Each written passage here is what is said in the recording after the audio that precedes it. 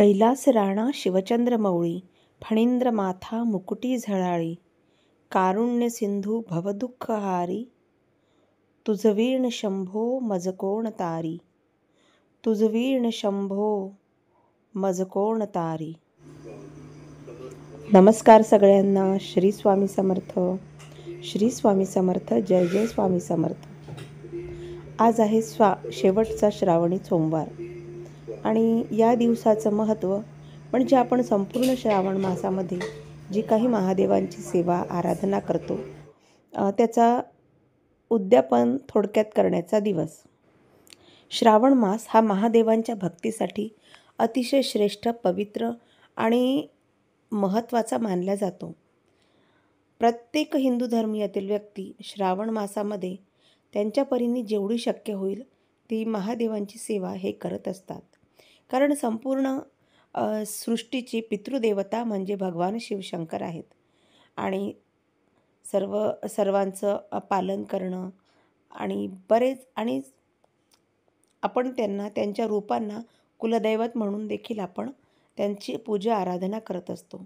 तर असाच ह्या श्रावणी सोमवाराचा आजचा शेवटचा श्रावणी सोमवार आणि आपण श्रावण महिन्यामध्ये जी काही पूजा साधना करतो, महादेवांचे जे काही व्रत, काही नेम करतो, काही नियम करतो, ते नियम आपण श्रावणी सोमवार म्हणजे शेवटच्या श्रावणी सोमवारामध्ये थोडक्यात महादेवांची पूजा आराधना करून आपल्याला ती महादेवांप्रती कृतज्ञता व्यक्त करायची असते.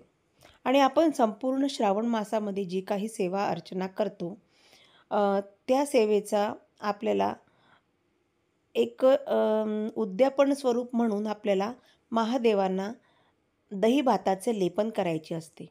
तर ह्या दही भाताचे लेपन महादेवांना शेवटच्या श्रावणी सोमवारी करतात.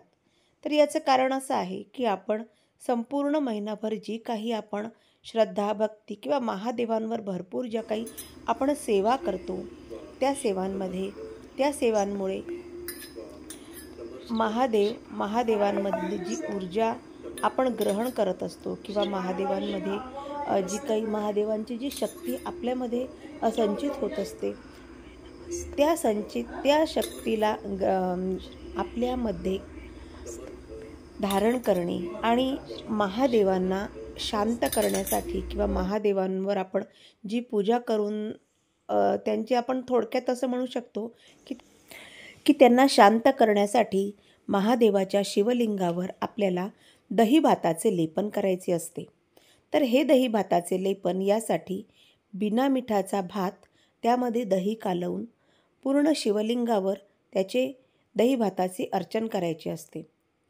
तर आजच्या ह्या श्रावणी सोमवारी आपण पाहिलं, मी आधी शुद्ध पाण्याने, त्यानंतर कच्च्या दुधाने आणि मग पुन्हा शुद्ध पाण्याने भगवान शिवशंकरांची स्नान करून घेतलं आणि त्यासाठी काही स्तोत्र मंत्र म्हणत होते. आणि त्यानंतर ह्या शिवलिंगाला त्याप्रमाणे तुम्ही बघत असाल, हे आहे शिवयंत्र. बरेच वर्षापासून आहे माझ्या घरी. तर हे शिवयंत्र आणि शिवलिंग मी महादेवांना प्रिय अशा बेलपत्राच्या आसनावर स्थापित केले आणि त्यांची जी पंचोपचार पूजा असते ती पंचोपचार पूजा करण्यास सुरुवात केली. शेवटचा श्रावणी सोमवार असल्यामुळे आपल्याला आजची शिवामूठ होती जवसाची. शिवामूठ अर्पण करणे हे देखील महादेवांचे श्रावण मासातील अतिशय श्रेष्ठ असे व्रत आहे. आपण जे काही धान्य आपल्या शेतामध्ये उगवतो ते आपल्या आराध्याला किंवा आपल्या भगवंतांना अर्पण करणे हा त्यामागचा हेतू. आणि आपल्याकडे जे काही आहे त्यातली दान देण्याची, दुसऱ्यांना दान देण्याची वृत्ती हा शिवामूठ हे मागचा उद्देश आहे. हे बघा, अशा प्रकारे दही भात महादेवांच्या शिवलिंगाला मी लेपन करून घेतलं आहे. आणि हे जे लेपन केलेलं आहे या लेपनावरच आपल्याला उर्वरित जी पूजा असते महादेवांची ती पुन्हा करायची असते. जसं आता हे इथे अष्टगंध, चंदन महादेवांना अर्पण केलं, त्यानंतर शुभ्र अक्षता अर्पण केल्या आणि यानंतर आपल्याला हे तुम्हाला दिसत असेल, हे आहे दवणा. दवणा हा एक वनस्पतीचा प्रकार आहे, तुम्हाला माहीत असेल, जो आपण खंडोबा महाराजांना अर्पण करत असतो. त्यांना अतिशय प्रिय अशी दवणा आणि महादेवांचंच रूप असलेले खंडोबा महाराजांना प्रिय असल्यामुळे महादेवांना देखील दवणा ही अर्पण करत असतात. त्याचप्रमाणे शमीपत्र. थोडक्यात भगवान शिवशंकरांना ज्या ज्या गोष्टी प्रिय आहेत त्या त्या अर्पण करून त्यांची पूजा आराधना मी आजच्या दिवशी केली. बिल्वपत्र अर्पण केले. त्याचप्रमाणे जे शिवयंत्र आहे त्या शिवयंत्राला देखील शुभ्र पुष्प, हे जे कण्हेरचं पुष्प आहे जे त्यांना महादेवांना अतिशय प्रिय आहे, शक्यतो आणि हे धोत्र्याचं फूल, शक्यतो मी विकत घेतलेल्या फुलांचा वापर पूजेमध्ये करत नसते. कारण आपण आपल्या घरी झाडांना निर्माण झालेले जे पुष्प असतात, जे फुलं असतात, महादेवांना अर्पण करणे जास्त चांगले. कारण त्यामध्ये पवित्रता, शुद्धता ही अधिक प्रमाणामध्ये असते. आता ही आहे शिवामूठ. शिवामूठ वाहताना 3 प्रकारे वाहायची असते. ती म्हणजे पहिले अंगठ्याच्या बाजूने. अंगठ्याच्या बाजूने वाहिल्यास आपले जे पितृदोष असतात ते दूर होतात. त्यानंतर मधल्या बाजूने, त्यामुळे देवांचे जे दोष असतात आपल्याला लागलेले नकळतपणे ते दूर होतात. आणि करंगळीच्या माध्यमातून, म्हणजे आपण कोणी साधू संतांना जर दुखावलं असेल नकळतपणे तर ते दोष आपले दूर होतात. आणि शिवामूठ अर्पण केल्यानंतर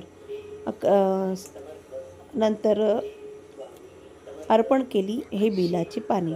आता बेलाची पाने अर्पण करताना आपल्या नित्यसेवामध्ये जे शिवनामावली आहे, म्हणजे भगवान शिवशंकरांची 108 नावे आहेत, ती 108 नावे घेऊन एक एक बेलपत्र भगवान महादेवांना समर्पित करायची असते. आणि ज्यावेळेस आपण ही पूजा अगदी शांत चित्ताने, शांत मनाने केली तर खरोखर आपल्याला जी शिवाच्या शांतीची जी शाश्वत अनुभूती आहे ती आपल्याला खरंच मनाला एक नवचैतन्य देऊन जाते. तर अशा प्रकारे आजची माझी ही भगवान शिवशंकरांची दहीभात लेपनाची पूजा पूर्ण झाली. आणि त्यानंतर केली आरती. आरती मी तुम्हाला सांगितलं आहे की जे बेलवाती असतात त्या बेलवातींनी मी संपूर्ण श्रावण मासामध्ये भगवान शिवशंकरांची आरती करत असते. 11 पदरांची ही एक बेलवात, याप्रमाणे 11 वातींचा एक जुडगा करून त्या तुपामध्ये भिजवून त्यांनी भगवान शिवशंकरांची आरती केल्या जाते. आता आपण 11 वातींची एक वात, अशा 11 वाती लावल्यानंतर 121 वातींनी महादेवांची आरती होत असते. त्यानंतर क्रम येतो तो नैवेद्य अर्पण करायचा. नैवेद्य अर्पण करताना ज्याप्रमाणे आपण विष्णू भगवानांना तुळशीपत्र नैवेद्य अर्पण करतो, त्याचप्रमाणे भगवान महादेवांच्या नैवेद्यावर आवर्जून बेलपत्र जरूर ठेवावे.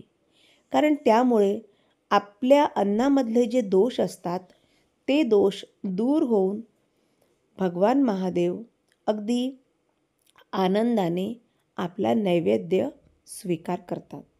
तर अशी होती माझी आजची श्रावण सोमवाराची दहीभात लेपनाची पूजा. आशा करते तुम्हाला आजचा व्हिडिओ आवडला असेल. व्हिडिओ आवडला असेल तर नक्की लाईक करा. चॅनलवर जर पहिल्यांदा असाल तर असेच पुढचे नवनवीन व्हिडिओ बघण्यासाठी चॅनलला जरूर सबस्क्राईब करा. आता येणाऱ्या व्हिडिओमध्ये आपल्याला आपल्या चातुर्मासातील जे येणारे सण आहेत त्याविषयी माहिती, त्यांचा पूजाविधी कसा करायचा याची माहिती आपल्याला येणाऱ्या व्हिडिओमध्ये मी तुमच्यापर्यंत घेऊन येत आहे. त्यामुळे येणारे व्हिडिओ नक्की चेक करा. आशा करते तुम्हाला व्हिडिओ आवडला असेल. व्हिडिओ आवडला असेल तर नक्की लाईक करा.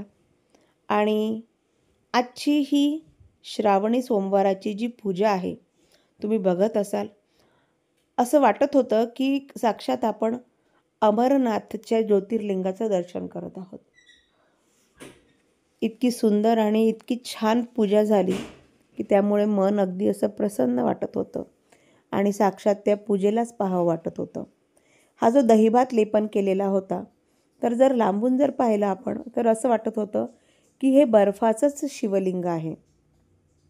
आणि असं वाटत होतं की महादेवांचं जे अमरनाथाचं रूप आहे, जे बर्फाचं शिवलिंग आहे, जे बर्फातले जे अमरनाथचे भोलेबाबा आहे, त्यांचंच साक्षात रूप यात दिसत होतं.